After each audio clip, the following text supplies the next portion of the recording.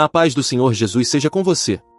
Sou o evangelista Lu Martins, e hoje eu quero te colocar diante de uma pergunta que atravessa séculos, fere corações cansados, alimenta o deboche dos céticos e visita até a mente de quem crê em silêncio. Por que Jesus ainda não voltou? Se ele prometeu, por que a história continua sangrando? Se ele reina, por que o relógio parece se arrastar? E mais fundo ainda, será que o que muitos chamam de demora é, na verdade, outra coisa? Será que o silêncio que incomoda o homem não revela a ausência de Deus, mas a paciência de Deus?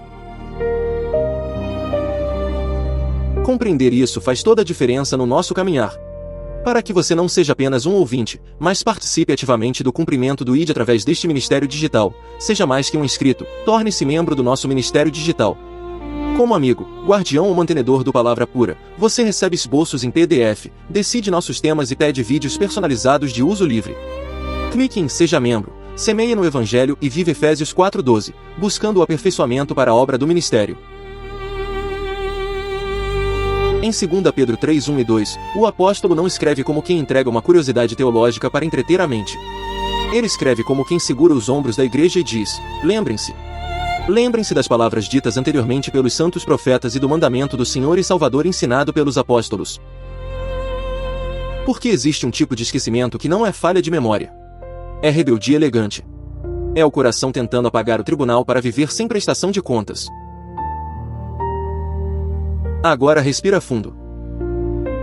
Por que Pedro abre a carta e, em vez de acariciar a dúvida com frases vazias, ele expõe o coração do problema? Em 2 Pedro 3:3 e 4, ele diz que nos últimos dias surgirão escarnecedores zombando e seguindo suas próprias paixões. Eles perguntam: onde está a promessa da sua vinda? Desde que os antepassados morreram, tudo continua como desde o princípio da criação. Percebe a violência escondida nessa frase? Eles não estão apenas perguntando sobre profecia.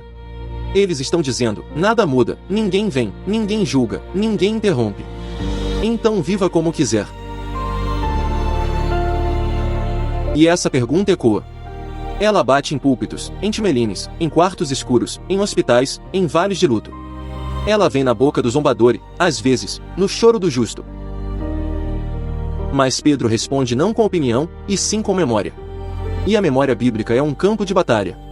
Quem esquece os atos de Deus interpreta a paciência como impotência.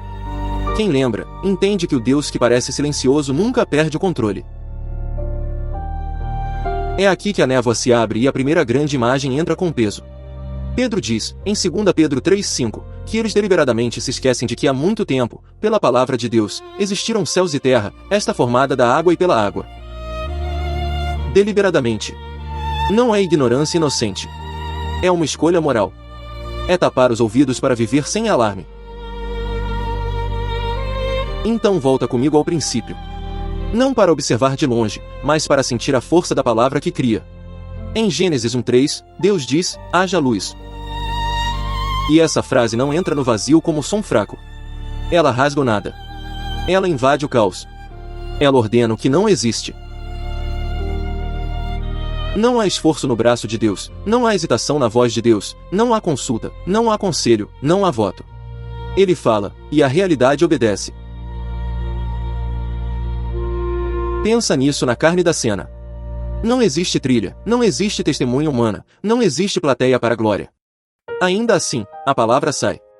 Ela não procura matéria-prima, ela não pergunta se há espaço, ela não negocia com a escuridão. A escuridão não responde com resistência porque a escuridão não tem direito de resposta diante do Criador. A luz simplesmente irrompe. Onde havia indistinção, agora há separação. Onde havia abismo, agora há ordem. Em Gênesis 1:3, a criação já prega a primeira grande mensagem de 2 Pedro 3. A história não nasce do acaso, a história nasce da palavra. E se a história nasce da palavra, ela também é sustentada por essa mesma palavra. O escarnecedor olha para a continuidade das manhãs, para a repetição das estações, para o ritmo aparentemente estável do mundo e conclui: tudo segue igual. Mas Pedro responde: igual? Você chama de rotina o que, na verdade, é sustentação. Você chama de normalidade o que, na verdade, é misericórdia renovada. Só que Pedro não para na criação. Porque a mesma história que começa com voz criadora também carrega a memória de juízo. E quando ele escreve em 2 Pedro 3, 6 e 7, o argumento ganha fogo. Pela água também o mundo daquele tempo foi submerso e destruído. Pela mesma palavra, os céus e a terra que agora existem estão reservados para o fogo, guardados para o dia do juízo e para a destruição dos ímpios. Agora sente o peso disso. A zombaria diz: nunca aconteceu nada. Pedro responde: aconteceu, sim. E foi tão grande que a humanidade inteira passou pelas águas do juízo. Então a narrativa se desloca para os dias de Noé. E não como conto infantil com animais alinhados e madeira seca ao sol, mas como tribunal se aproximando enquanto pessoas riem. Em Gênesis 6, a corrupção cresce como febre no corpo do mundo. A violência não é um acidente isolado, é o idioma da terra. As intenções do coração humano são continuamente más. E no meio dessa saturação moral, um homem anda com Deus. Noé não desfila a santidade para impressionar vizinhos. Ele respira obediência num mundo que já desaprendeu a corar. Deus fala, e quando Deus fala, não entrega não é um projeto confortável. Entrega uma sentença e uma tarefa. A arca precisa ser erguida. Imagina a primeira martelada. A madeira vibra na mão. O braço desce com força. O som seco corta o ar. Noé sua. O lombo queima. As mãos endurecem. A serragem gruda no rosto úmido. Ele mede, alinha, ajusta, corta de novo. Não é um gesto de 5 segundos. É uma fidelidade de muitos dias, de muitos olhares atravessados, de muitas perguntas venenosas. Talvez alguém pare na distância, cruze os braços, ria pelo nariz e diga: Noé, o que você está fazendo? E a pergunta não vem carregada de curiosidade, vem carregada de desprezo. Noé levanta o rosto, enxuga o suor com o antebraço áspero, sente o coração apertar por um instante, mas responde porque a palavra recebida não permite silêncio covarde. Deus vai julgar a terra. Deus mandou preparar a arca. A risada vem. Sempre vem. Outra voz emenda: julgar? O céu está limpo. O chão está firme. A vida continua. Seus filhos trabalham, os nossos trabalham. Os mercados abrem. As famílias comem. As crianças correm. Onde está esse juízo de que você fala? E é exatamente isso. O mesmo espírito de 2 Pedro 3,4 respirando séculos antes, tudo continua como sempre foi. Noé ouve. A carne sente. Não é fácil obedecer enquanto parece não acontecer nada. Talvez à noite ele deite o corpo cansado e sinta a pulsação latejando nos dedos. Talvez olhe para a estrutura ainda incompleta e calcule, em silêncio, quantos dias faltam, quantas tábuas faltam, quantos escárnios ainda precisa engolir. Mas em vez de construir sobre emoção, ele constrói sobre palavra. E isso é fé bíblica. Não é euforia. É obediência resistente. Em Gênesis 7, o momento chega. O Senhor diz a Noé para entrar na arca com sua família. Não é anúncio teatral. É a ordem final.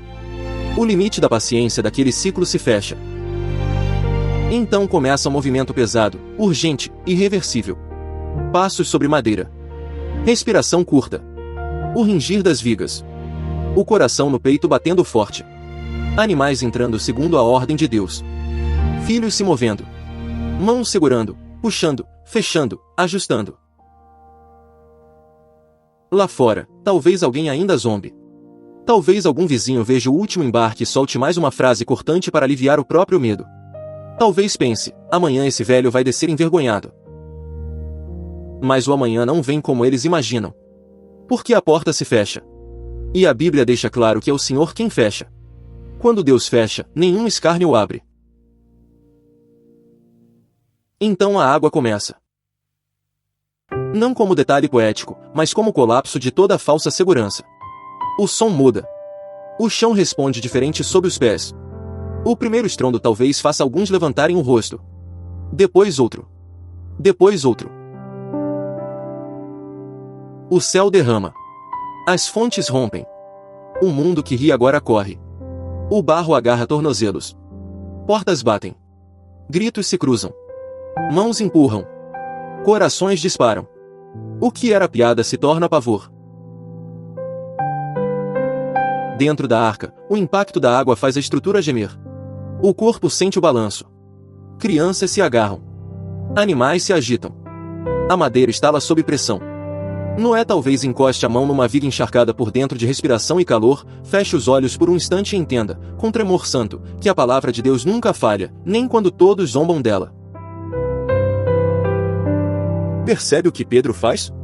Ele pega a geração que dizia que tudo continua igual e a coloca diante de uma lembrança brutal. Não continua igual quando Deus decide intervir.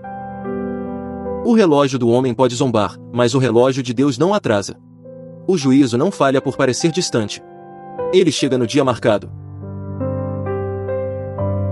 E agora a carta volta a queimar no presente da igreja. Comunidades pequenas, pressionadas, ouvindo zombarias, talvez enterrando irmãos, vendo o império continuar de pé, vendo perseguidores ainda respirando, vendo a promessa da volta de Cristo parecer alongada demais. Pedro escreve como quem acende uma tocha numa noite encharcada. Ele diz: lembrem-se da criação. Lembrem-se do dilúvio. Lembrem-se de que a história já provou que o aparente silêncio de Deus jamais significa a desistência de Deus. Mas ainda falta a chave. Por que alguém pode ouvir sobre criação, ouvir sobre dilúvio, ouvir sobre juízo e ainda perguntar com o coração apertado: então por que não agora? Se Jesus vai voltar, por que não hoje? Se o mal será vencido, por que essa longa espera? É aqui que Pedro ergue nossa cabeça do calendário humano para a eternidade divina. Em 2 Pedro 3,8, ele diz: não se esqueçam disto, amados, para o Senhor um dia é como 1000 anos, e 1000 anos como um dia. Isso não é fórmula matemática. Não é tabela profética para curiosos. É correção de perspectiva. O homem olha para o relógio e se desespera. Deus olha para a eternidade e permanece soberano. O homem conta atrasos. Deus executa propósito. Nós medimos espera com ansiedade. Ele mede história com sabedoria infinita. Pensa na diferença. Você olha para uma dor que dura meses e sente como se estivesse sendo esmagado. Você olha para uma oração antiga e pensa que o céu silenciou. Você olha para a promessa da volta de Cristo e pergunta se os séculos engoliram a esperança. E Pedro responde: amado, você está tentando medir o Deus eterno com a régua do seu fôlego. Só que Pedro não para na transcendência. Ele não diz apenas que Deus é maior que o nosso tempo. Ele revela o coração por trás dessa espera. E quando ele faz isso, a carta deixa de ser apenas argumento e vira golpe de graça no peito. Em 2 Pedro 3,9, ele escreve: o Senhor não demora em cumprir a sua promessa, como julgam alguns. Ao contrário, ele é paciente com vocês, não querendo que ninguém pereça, mas que todos cheguem ao arrependimento. Aqui está a virada. O que muitos chamam de atraso, Deus chama de paciência. O que o cínico interpreta como falha, o céu declara como misericórdia. Jesus ainda não voltou porque Deus ainda estende tempo para arrependimento. Isso não diminui a seriedade do juízo. Isso revela a profundidade da compaixão divina. E para sentir essa verdade, não basta repetir a frase. É preciso entrar na pele de quem vive esse intervalo da graça. Então deixa a carta de Pedro nos conduzir até outra cena, desta vez não nas águas do juízo que chegam, mas no caminho da misericórdia que insiste. Porque, se queremos entender por que Deus espera, precisamos olhar para o coração de Cristo buscando quem está longe. Agora estamos em Lucas 15. E Jesus está cercado. De um lado, publicanos e pecadores se aproximam para ouvi-lo. Do outro, fariseus e mestres da lei murmuram: este homem recebe pecadores e come com eles. Percebe a tensão? Uns chegam famintos. Outros observam armados. Uns sabem que estão doentes. Outros adoeceram na própria justiça. E Jesus responde à murmuração contando histórias que abrem o peito de Deus. Ele fala da ovelha perdida. Fala da moeda perdida. E então fala de um filho perdido. Não como abstração, mas como ferida viva dentro de uma família. Em Lucas 15:11 em diante, um filho mais novo pede a herança ao pai. O pedido é ofensivo. É como dizer: eu quero o que é seu, mas não quero você. E esse é o coração do pecado em toda geração: receber os dons e dispensar o doador. Imagina a cena na sala. O rapaz fala, e a frase pesa no ar. Talvez a voz saia firme por fora e trêmula por dentro: Pai, dá-me a parte dos bens que me cabe. O pai escuta. Não explode. Não implora de forma manipuladora. Não segura o filho à força. Ele entrega. E nesse gesto já existe dor. Porque amar não é ignorar a rebeldia, mas também não é anular a responsabilidade do rebelde. O filho parte.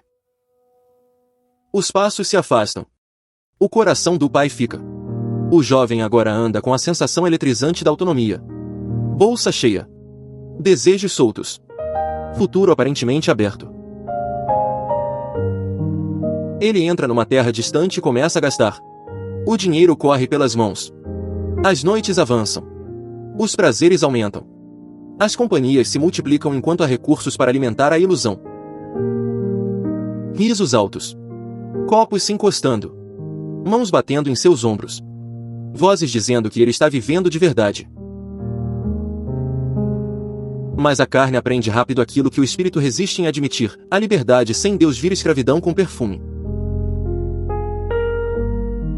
O dinheiro seca.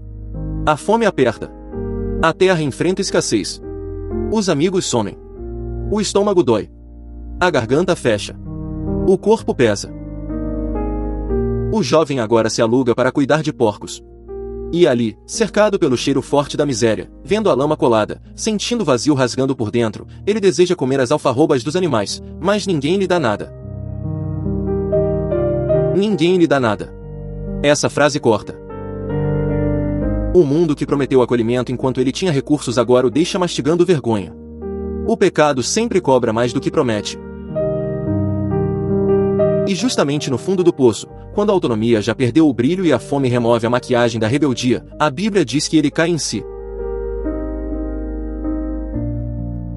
Esse momento é silencioso e explosivo ao mesmo tempo. Ele não ouve música celestial. Ele não vê aplausos. Ele apenas pensa com honestidade pela primeira vez em muito tempo: quantos empregados de meu pai têm comida de sobra, e eu aqui morrendo de fome? Levantar-me-ei, irei até meu pai e lhe direi: pequei contra o céu e contra ti. Não sou mais digno de ser chamado teu filho. Trata-me como um dos teus empregados. Olha o que está acontecendo. Arrependimento não é performance bonita. É verdade crua. É parar de negociar desculpas. É chamar pecado de pecado. É levantar da lama e voltar sem exigir direitos.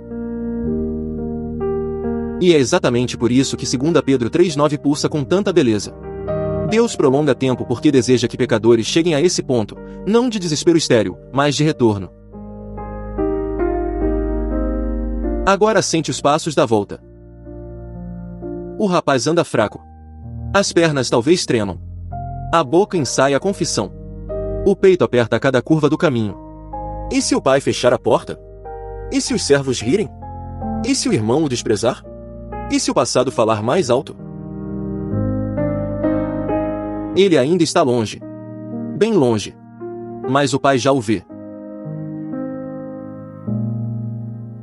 Em Lucas 15:20, tudo explode numa frase: estando ainda longe, seu pai o viu e, cheio de compaixão, correu para seu filho, e o abraçou e beijou.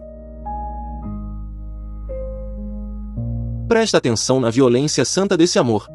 O pai não espera o filho chegar impecável. Não cruza os braços exigindo humilhação pública primeiro. Não faz o rapaz rastejar até os pés da varanda. Ele corre. O tecido da roupa se move com pressa. Os pés batem no chão. A respiração acelera. O coração do pai avança mais rápido que a culpa do filho. O rapaz tenta falar: pai, pequei contra o céu e contra ti. Não sou mais digno de ser chamado teu filho. Mas, antes que ele termine a proposta de ser tratado como empregado, o pai já está restaurando identidade. Tragam a melhor roupa. Coloquem um anel. Sandálias nos pés. Matem um novilho gordo. Façamos uma festa. Porque este meu filho estava morto e voltou à vida, estava perdido e foi achado. O filho chega pensando em sobrevivência. O pai responde com filiação. O filho volta com discurso de servo. O pai devolve dignidade de casa. Por que Jesus ainda não voltou? Porque o pai ainda vê filhos ao longe. Porque a paciência de Deus não é descuido, é busca. Não é fraqueza, é compaixão. Não é indiferença moral, é espaço santo para retorno. E isso confronta tanto o pecador rebelde quanto o religioso impaciente. Porque há quem abuse da demora e há quem despreze a misericórdia oferecida a outros. O filho mais velho entra na história para expor outro tipo de coração perdido. Ele ouve a música, vê o movimento, pergunta o que está acontecendo.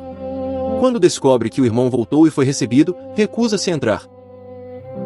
Agora a casa tem festa por dentro e dureza por fora. O pai sai de novo. Vê como o amor de Deus se move. Sai ao encontro do rebelde distante e sai ao encontro do correto amargurado. O filho mais velho despeja a queixa. Tantos anos te sirvo, nunca desobedeci, e nunca me deste um cabrito para festejar com meus amigos. Mas, quando volta esse teu filho, que desperdiçou os teus bens, matas o novilho gordo para ele. É a lógica do mérito ofendido. É a indignação de quem prefere contabilidade à graça. E o pai responde com ternura e verdade: meu filho, você está sempre comigo, e tudo o que tenho é seu. Mas nós tínhamos que celebrar, porque este seu irmão estava morto e voltou à vida, estava perdido e foi achado. Percebe como isso conversa com 2 Pedro 3? Há gente que quer a volta de Cristo não por amor à justiça de Deus, mas por impaciência com a misericórdia de Deus. Há gente que pergunta por que Jesus ainda não voltou, quando, na verdade, está irritada porque Deus ainda chama outros ao arrependimento. Mas o céu não se move pela frieza do nosso cronograma. O céu se move pelo caráter do Pai.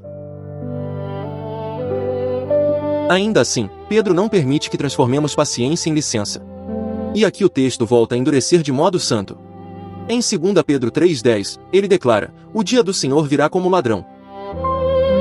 Não é talvez. Não é metáfora vazia. Virá. Os céus desaparecerão com um grande estrondo, os elementos serão desfeitos pelo calor, e a terra e tudo que nela será desnudada. Ou seja, a paciência de Deus tem propósito, mas também tem limite. O ladrão não manda mensagem anunciando horário. O dia do Senhor não pede autorização ao conforto humano. Ele chega.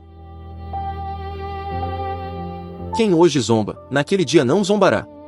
Quem hoje empurra arrependimento para depois, naquele dia não controlará mais o depois. E para aprofundar essa tensão santa entre paciência e urgência, a memória bíblica nos leva a mais uma história em que Deus espera, chama, adverte e então intervém. Não para confundir, mas para revelar o padrão do seu coração. Agora ouvimos um profeta relutante respirando em desobediência, um navio sacudindo, uma cidade violenta prestes a ouvir um último aviso. Entramos em Jonas. O Senhor chama Jonas para ir a Nínive. A ordem é clara. A cidade é grande. A maldade subiu diante de Deus. Mas o profeta foge. Ele desce para Jope, encontra o navio, paga a passagem e tenta se afastar da presença do Senhor. Repara na loucura do coração humano. Até quem conhece a voz de Deus pode tentar negociar distância quando não gosta do alcance da misericórdia divina. No navio, o mar se levanta. A embarcação range. As tábuas gemem. Marinheiros gritam. Mãos lançam carga ao mar. O medo corre de rosto em rosto, mas Jonas está dormindo no porão, um sono pesado, quase absurdo, como se a fuga pudesse anestesiar a consciência. O capitão o sacode. Como você pode ficar aí dormindo? Levante-se e clame ao seu Deus. Logo a verdade emerge.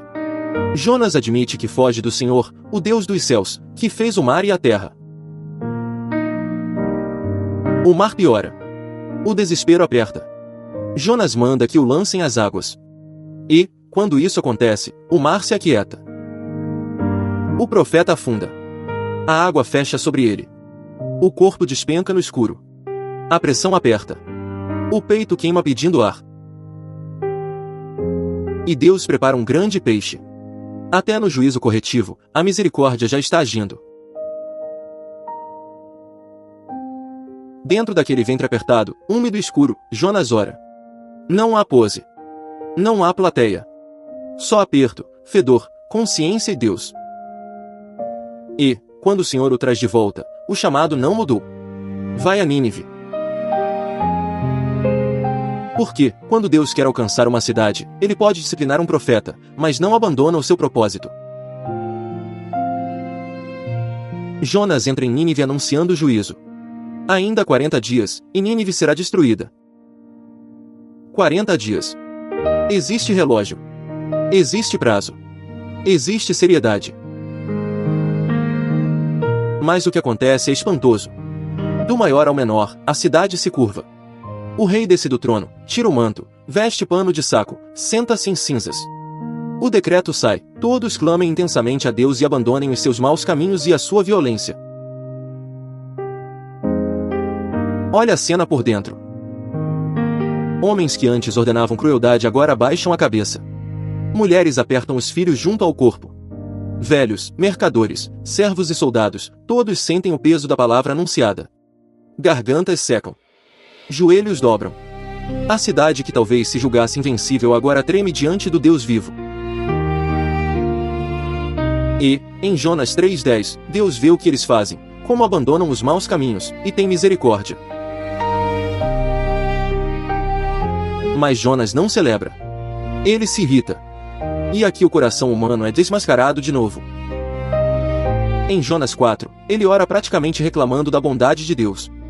Eu sabia que tu és Deus misericordioso e compassivo, muito paciente e cheio de amor, que prometes castigar, mas depois te arrependes. Escuta isso. O profeta conhece o caráter de Deus, e em vez de adorá-lo por isso, se aborrece com ele. Não é exatamente o que acontece com muitos hoje? Alguns escarnecem porque Deus ainda não julgou. Outros se frustram porque Deus ainda salva. Alguns usam a demora para pecar. Outros usam a verdade para endurecer. Mas 2 Pedro 3:9 e a história de Jonas gritam juntas, a paciência de Deus existe para abrir espaço ao arrependimento. Ao mesmo tempo, 40 dias não viram 40 séculos por capricho de Nínive. Havia limite. Havia palavra. Havia urgência. Isso nos impede de transformar misericórdia em desculpa. O mesmo Deus que salva quem se volta para ele continua santo demais para negociar eternamente com a rebeldia. Agora junte as linhas. Em Gênesis 1:3, a palavra cria. Em Gênesis 7, a palavra julga. Em Lucas 15, o coração do pai corre para restaurar o perdido. Em Jonas 3, a ameaça de juízo abre uma porta de arrependimento a uma cidade inteira. E, em 2 Pedro 3, tudo isso é reunido para responder à pergunta central: por que Jesus ainda não voltou? Porque o Deus que governa o fim é o mesmo Deus que sempre criou com poder, julgou com justiça e chamou com paciência. Mas Pedro ainda não terminou. Porque a doutrina da volta de Cristo não existe para satisfazer curiosidade profética. Existe para moldar vida santa. Em 2 Pedro 3:11-14, ele pergunta: visto que tudo será assim desfeito, que tipo de pessoas é necessário que vocês sejam? Vivam de maneira santa e justa, esperando o dia de Deus e apressando a sua vinda. Esperar, aqui, não é cruzar os braços. É alinhar a vida. A pergunta muda de lugar.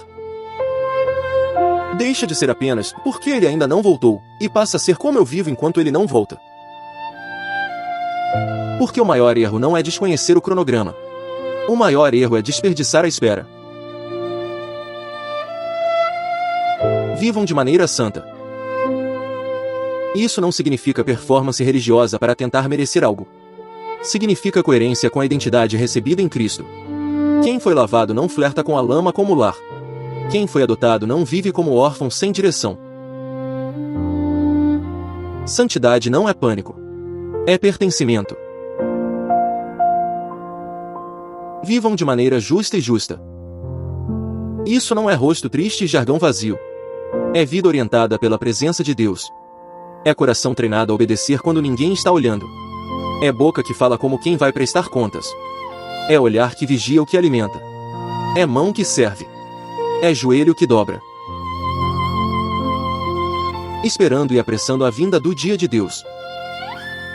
Como assim apressando? Não no sentido de controlar o calendário celestial, mas no sentido de cooperar com os propósitos do reino. Pregando. Servindo.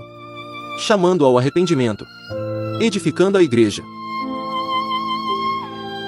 Se a paciência de Deus cria espaço para a salvação, a igreja não usa esse espaço para distração, usa para a missão.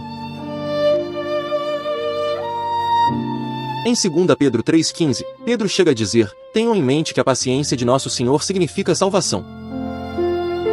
Isso deveria desmontar a nossa impaciência carnal. O dia extra que você chama de demora pode ser o dia em que alguém cai em si, como o filho pródigo. Pode ser o dia em que uma Nínive endurecida se curva. Pode ser o dia em que um Noé termina a arca e entra pela fé. Pode ser o dia em que você mesmo para de brincar com a graça e volta inteiro para Jesus. E, quando Paulo escreve em Tito 2:11-13, ele ecoa essa mesma tensão gloriosa. A graça de Deus se manifestou salvadora a todos os homens. Ela nos ensina a renunciar à iniquidade e às paixões mundanas, e a viver de maneira sensata, justa nesta era presente, enquanto aguardamos a bendita esperança, a gloriosa manifestação do nosso grande Deus e Salvador, Jesus Cristo. Está vendo? A esperança da volta de Jesus não produz fuga do mundo. Produz sobriedade no mundo. Não produz histeria. Produz pureza. Não produz cinismo. Produz missão. Nós não vivemos contando dias com medo neurótico. Vivemos contando com Cristo, firmes, limpos, vigilantes e cheios de esperança. Então agora eu quero falar diretamente com você. Talvez você esteja chamando de atraso aquilo que Deus chama de misericórdia. Talvez você tenha olhado tanto para o mal do mundo que começou a interpretar a paciência do Senhor como abandono. Talvez você esteja cansado de esperar respostas, cansado de esperar justiça, cansado de esperar o cumprimento total da promessa. Ou talvez, se formos honestos, você esteja usando a aparente demora para adiar arrependimento. Se esse texto te alcança hoje, ele não vem para esmagar você, mas para acordar você. O mesmo Senhor que prometeu voltar é o Senhor que hoje chama. O mesmo Cristo que virá em glória é o Cristo que agora oferece graça. Mas não trate a graça como infinito automático. O dia do Senhor virá como ladrão. A porta que hoje está aberta para arrependimento não ficará indefinidamente aberta para desprezo. O veredito espiritual de 2 Pedro 3 é claro: Jesus ainda não voltou não porque Deus falhou, mas porque Deus é paciente. A demora aparente não nega a promessa, ela revela o caráter. O relógio ainda corre porque a misericórdia ainda chama. Mas a mesma palavra que estende tempo também estabeleceu um dia. E o espelho dessa história está diante de nós. Você é chamado a decidir o que fará com a paciência de Deus. Vai zombar como os escarnecedores? Vai obedecer como Noé em meio à demora? Vai cair em si e voltar como um filho perdido? Vai se irritar com a misericórdia como Jonas e o irmão mais velho? Ou vai viver como alguém que entendeu que cada novo dia é um convite santo ao arrependimento, à pureza e à missão? Eu creio que este ambiente digital também pode ser altar, escola, trincheira e abrigo enquanto esperamos a volta de Jesus. Aqui nós lembramos uns aos outros da palavra. Aqui nós resistimos ao esquecimento que gera cinismo. Aqui nós nos fortalecemos para viver em santidade sem teatralidade e em esperança sem ingenuidade. Porque identidade em Cristo muda a espera. Nós não aguardamos como órfãos abandonados, mas como filhos amados. Se esta mensagem falou com você, eu quero te convidar a uma resposta sincera diante de Deus. Nos comentários, me diga em uma frase, o que mais te marcou nesta palavra? E, ao terminar este vídeo, siga para a próxima mensagem que está aparecendo na tela final, porque ela vai aprofundar ainda mais o seu entendimento e manter o seu coração aceso na palavra. Inscreva-se no canal para continuar recebendo estudos bíblicos profundos, alertas espirituais e mensagens que fortalecem sua caminhada com Cristo. Agora ore comigo. Senhor Deus e Pai, em nome de Jesus, nós nos colocamos diante da Tua palavra com temor e esperança. Nós reconhecemos que muitas vezes chamamos de demora aquilo que é a Tua paciência. Perdoa-nos quando nosso coração se inclina ao cansaço, à frieza, à distração ou ao pecado adiado. Traz luz sobre aquilo que precisa ser confrontado em nós. Quebra toda zombaria escondida, toda incredulidade silenciosa e todo apego ao mundo que tenta roubar de nós a vigilância santa. Pai, fortalece quem está cansado de esperar. Consola quem sofre. Reanima quem pensa que o céu se calou. Dá discernimento para perceber misericórdia onde antes só havia confusão. Dá temor para não brincar com a Tua graça. Dá alegria para viver em santidade, fidelidade e missão enquanto aguardamos a volta gloriosa de Jesus. Se há alguém ouvindo esta mensagem que está longe, chama de volta. Se há alguém ferido, cura. Se há alguém preso em culpa, revela o sangue de Cristo como esperança viva. Se há alguém endurecido, amolece o coração pelo poder do Espírito Santo. Nós te pedimos, faz de nós um povo acordado, limpo, humilde, cheio da palavra, firme na esperança e abundante em amor. Usa também esta congregação digital para edificar vidas, despertar arrependimento sincero e anunciar salvação enquanto ainda é tempo. E que cada casa representada aqui seja visitada pela Tua paz, pela Tua provisão, pela Tua direção e pelo Teu consolo, em nome de Jesus. Amém. Que o Senhor te abençoe e te guarde. Que o Senhor faça resplandecer o rosto dele sobre você e te conceda graça. Que o Senhor volte para você o rosto dele e te dê paz. Que a paz de Cristo guarde a sua mente, que o amor do Pai aqueça o seu coração e que o Espírito Santo mantenha a sua lamparina acesa até o grande dia. Eu abençoo a sua vida, a sua casa, a sua fé e o seu caminho, para que você permaneça firme, irrepreensível e cheio de esperança na presença do nosso Senhor Jesus Cristo, em nome de Jesus. Amém. Para você que permaneceu até aqui, existe mais uma peça preciosa nesse quadro, porque há uma parábola em que Jesus mostra, com luz cortante, como a paciência de Deus oferece tempo real, e como o coração humano pode desperdiçar esse tempo enquanto ainda respira. Agora entramos em Lucas 16, onde um homem vive cercado de conforto, e outro respira miséria à sua porta, e entre os dois se desenha uma pergunta silenciosa: o que você faz com os dias que Deus ainda lhe dá?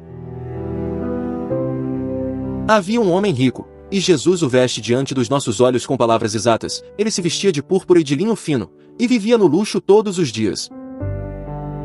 Não era um excesso ocasional, não era um banquete raro, era um estilo de vida contínuo, uma rotina de fartura, uma liturgia de conforto, um calendário onde a abundância parecia confirmar que nada jamais o alcançaria. À sua porta fora deixado um mendigo chamado Lázaro, coberto de chagas e que desejava comer o que caía da mesa do rico, até os cães vinham lamber suas feridas. Perceba a dureza dessa cena, porque entre a mesa e a chaga havia pouca distância física, mas havia um abismo moral enorme, e esse abismo crescia cada dia em que o rico saía, entrava, comia e ignorava. O rico talvez atravessasse o pátio ouvindo o som dos pratos, o arrastar dos servos, o perfume da carne assada, o brilho do vinho sob a luz, e, perto do portão, aquele corpo ferido ainda estava ali, respirando devagar, esperando migalhas. Lázaro não faz discurso, não ergue protesto, não barganha dignidade, ele apenas existe na margem do conforto alheio, e sua presença já é uma pregação muda contra a anestesia do coração humano. Talvez algum servo olhasse para ele com pressa, talvez outro desviasse os olhos para não sentir culpa, talvez o dono da casa ajustasse a própria roupa e seguisse adiante, como se a repetição da cena pudesse transformar crueldade em normalidade. Mas o céu nunca chama de normal aquilo que o egoísmo chama de rotina, e Deus nunca confunde prosperidade com aprovação. Então Jesus move a história com a sobriedade que ninguém consegue impedir. Aconteceu morrer o mendigo e ser levado pelos anjos para junto de Abrão, morreu também o rico e foi sepultado. Repara como o texto corta as aparências sem pedir licença. O homem coberto de chagas recebe escolta celestial, o homem coberto de luxo recebe funeral, e a balança do céu expõe o que a terra ocultava. No Hades, onde estava sendo atormentado, ele olhou para cima e viu Abraão de longe, com Lázaro ao seu lado. Aquele que em vida mal percebera o pobre, agora o enxerga. Aquele cuja mesa nunca se abriu para a misericórdia, agora pede alívio. Aquele que vivia como se o amanhã sempre estivesse garantido, agora descobre que o tempo da decisão não era infinito. Ele chamou: Pai Abraão, tem misericórdia de mim. e manda que Lázaro molhe a ponta do dedo na água e refresque a minha língua, porque estou sofrendo muito neste fogo. Ouça a ironia santa da cena. O homem que não entregou migalhas agora implora por uma gota, e o coração treinado na autossuficiência aprende tarde demais que conforto terreno não compra a paz eterna. Mas Abraão responde com memória: Filho, lembre-se de que durante a sua vida você recebeu coisas boas, enquanto que Lázaro recebeu coisas más. Agora, porém, ele está sendo consolado aqui e você está em sofrimento. E, além disso, entre vocês e nós há um grande abismo, de forma que os que desejam passar do nosso lado para o seu, ou do seu lado para o nosso, não conseguem. Lembre-se, essa palavra pesa como martelo sobre a consciência, porque a perdição não apaga a memória, ela a intensifica, e o homem agora é forçado a rever dias desperdiçados, refeições desperdiçadas, oportunidades desperdiçadas, convites silenciosos de Deus ignorados em plena claridade. O problema não era possuir bens, o problema era possuir bens sem temor, sem compaixão, sem arrependimento, sem qualquer percepção de que cada novo amanhecer era administração diante do Senhor. Aqui a parábola toca diretamente o tema que você ouviu no estudo principal, porque a paciência de Deus não é um corredor eterno sem portas, ela é um tempo real de resposta, de mudança, de rendição, de uso santo da vida antes que o abismo seja fixado.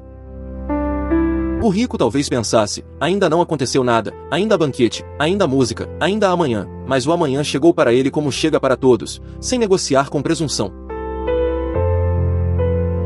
Então ele muda o pedido, e essa mudança revela algo terrível e tardio. Pai, eu te imploro, manda Lázaro à casa de meu pai, pois tenho 5 irmãos, deixa que ele os avise, a fim de que eles não venham também para este lugar de tormento.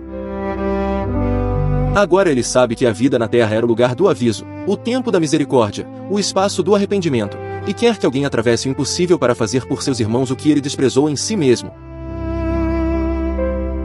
Abraão, porém, responde com uma sentença que desmonta toda desculpa moderna: eles têm Moisés e os profetas, que os ouçam. Não falta luz, não falta testemunho, não falta palavra, não falta advertência. O que falta muitas vezes é um coração disposto a ouvir sem zombar, a tremer sem adiar, a obedecer sem negociar. O rico insiste: não, pai Abraão, mas se alguém dentre os mortos fosse até eles se arrependeriam. Isso parece convincente aos olhos humanos, porque sempre imaginamos que um sinal mais dramático resolveria a rebeldia do coração, como se o problema principal fosse ausência de prova, e não resistência moral diante da verdade já revelada. Então vem a resposta final, e ela fecha a história como uma espada: se não ouvem a Moisés e aos profetas, tampouco se deixarão convencer, ainda que ressuscite alguém dentre os mortos. Perceba a gravidade disso, porque Jesus está mostrando que a incredulidade não nasce primeiro da falta de evidência, mas do amor por uma vida sem arrependimento, sem senhorio, sem prestação de contas. Agora deixa essa cena respirar dentro de você, porque ela aprofunda de modo severo e misericordioso a questão da aparente demora. Porque o juízo ainda não caiu plenamente, porque Cristo ainda não encerrou a história, porque tantas mesas ainda continuam postas, porque tantos corações ainda seguem respirando, porque Deus ainda concede tempo para ouvir Moisés e os profetas, para ouvir Cristo, para cair em si antes que o abismo seja fixado. O rico viveu como muitos vivem hoje, cercado de sinais da bondade divina, cercado de advertências silenciosas, cercado de necessidades alheias que convocavam compaixão, e ainda assim interpretou a continuidade dos dias como licença para continuar o mesmo homem. Isso é exatamente o engano que 2 Pedro 3 confronta: chamar de demora aquilo que, na verdade, é paciência, chamar de normalidade aquilo que, na verdade, é misericórdia sustentando o mundo mais um dia. Talvez ele acordasse todas as manhãs sem imaginar que o próprio fôlego era um chamado, talvez provasse o pão sem perceber que aquela provisão exigia gratidão, talvez passasse pela porta sem entender que o pobre caído diante dele não era ruído na paisagem, mas um espelho enviado por Deus para expor a dureza do seu interior. E assim acontece com muitos, porque a paciência divina cria espaço santo, mas o coração endurecido transforma esse espaço em palco para adiamento. Lázaro, por sua vez, parece fraco aos olhos da terra, mas seu nome é conhecido no céu, seu corpo estava ferido, porém sua esperança não estava sepultada no portão de outro homem. Ele desejava comer o que caía da mesa do rico, e mesmo essa frase respira tristeza, porque mostra a profundidade de sua carência e a profundidade da indiferença ao redor. No entanto, quando a morte chega, o mundo invisível revela a verdade que o visível escondia: o homem humilhado é consolado, e o homem celebrado é atormentado. Não porque pobreza salve e riqueza condene automaticamente, mas porque Deus pesa o coração, e o coração do rico foi encontrado vazio de arrependimento, vazio de misericórdia, vazio de temor. Essa história também corrige uma ilusão religiosa perigosa, a de pensar que proximidade cultural com as coisas de Deus substitui novo nascimento. O rico chama Abraão de pai, fala a linguagem da tradição, reconhece categorias espirituais, mas seu coração nunca se rendeu de fato ao Deus de Abraão, e há muita gente hoje que conhece o vocabulário do reino sem ter se dobrado ao rei. Perceba ainda como a parábola trata da suficiência da palavra, eles têm Moisés e os profetas, que os ouçam. Isso conversa profundamente com o tema da memória bíblica em 2 Pedro 3, porque o problema dos escarnecedores nunca foi mera falta de informação, foi esquecimento voluntário, foi recusa em permitir que a verdade de Deus interprete a vida. Quem ouve a palavra apenas como som religioso continua montando sua própria arca de ilusões, continua se banqueteando diante do portão, continua adiando a volta para o Pai, continua irritado com a misericórdia oferecida aos outros. Mas quem realmente ouve, treme, arrepende-se, muda de rota, aprende a contar os dias como dons administrados diante do Senhor. E existe algo ainda mais profundo aqui, porque Jesus conta essa parábola caminhando para a cruz. Em breve, alguém de fato ressuscitaria dentre os mortos, e mesmo assim muitos não creriam, não por falta de luz, mas por amor às trevas, não por ausência de sinal, mas por apego a uma vida onde Deus não governa. Então a história se torna ainda mais urgente para nós, porque nós ouvimos não apenas Moisés e os profetas, nós ouvimos também o testemunho apostólico sobre Cristo crucificado, ressurreto e prometido em glória. Se a paciência do Senhor ainda sustenta este dia, esse dia não foi dado para entretenimento espiritual, mas para a resposta, para a fé viva, para a santidade prática, para a compaixão concreta, para a missão. Talvez você pergunte, onde eu me encontro nessa parábola?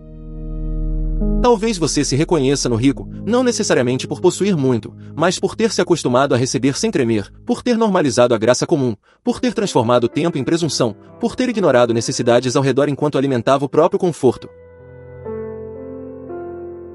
Ou talvez você se reconheça em Lázaro, ferido, esquecido, colocado à margem, observando portas que não se abrem. Então receba consolo, porque o Deus que parece silencioso não é indiferente, o Deus que ainda não encerrou a história não perdeu seu nome, nem deixou de ver suas chagas, nem confundiu sua dor com abandono. A parábola não nos autoriza a endurecer, ela nos obriga a acordar. Quem sofre deve lembrar que há consolo reservado no Senhor, quem possui deve lembrar que administrará tudo diante do Senhor, quem ouve a palavra deve lembrar que ouvir sem obedecer apenas acumula testemunho contra si mesmo. É por isso que esse trecho funciona como uma última luz sobre o tema principal, Jesus ainda não voltou, e justamente por isso o portão ainda está diante de você, a mesa ainda está diante de você, a palavra ainda está diante de você, o próximo ainda está diante de você. A pergunta não é somente quando o dia virá, a pergunta é quem você está se tornando enquanto o dia ainda não chegou. Se a paciência do Senhor significa salvação, então cada amanhecer pede discernimento, cada encontro pede amor, cada recurso pede fidelidade, cada oportunidade pede resposta. O rico desperdiçou a vida tentando transformá-la em muralha contra a eternidade, mas a eternidade atravessou sua muralha como fogo atravessa a palha seca. Por isso, escute o peso manso dessa advertência, não espere por um sinal mais espetacular para fazer o que a palavra já está pedindo. Não adie o arrependimento esperando circunstâncias ideais, não trate a compaixão como tarefa secundária, não viva como se a estabilidade atual fosse aliança assinada entre você e o amanhã. Hoje, enquanto a voz de Cristo ainda ecoa, enquanto o Evangelho ainda chama, enquanto o Espírito ainda convence, enquanto a porta da graça ainda permanece aberta, ouça Moisés e os profetas, ouça o Filho, renda-se ao Senhor. Porque o mesmo Deus que é paciente também é santo, e o mesmo Cristo que agora convida um dia encerrará a história com justiça perfeita. Então, para quem ficou até o fim dessa trilha escondida, fica essa joia afiada e consoladora, a aparente continuidade dos dias não é prova de ausência divina, é a oportunidade concedida.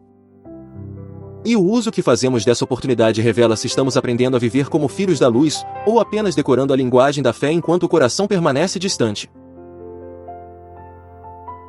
Que o Senhor nos livre da cegueira do rico, que o Senhor nos dê ouvidos para sua palavra, que o Senhor nos ensine a reconhecer sua paciência como salvação, e que, quando o grande dia chegar, sejamos encontrados não anestesiados, mas despertos, não soberbos, mas quebrantados, não vazios, mas firmados em Cristo.